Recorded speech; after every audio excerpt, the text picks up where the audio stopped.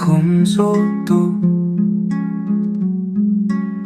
sắc mèo thật ra đủ phải sang chính gió đêm ân nồng lòng e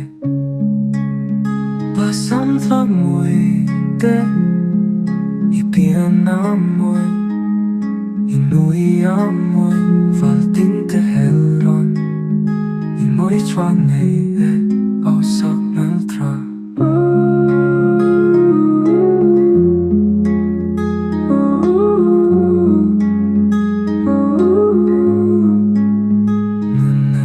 dài tâm mèo cứ cho biển thiên bao âm lưu vui dễ là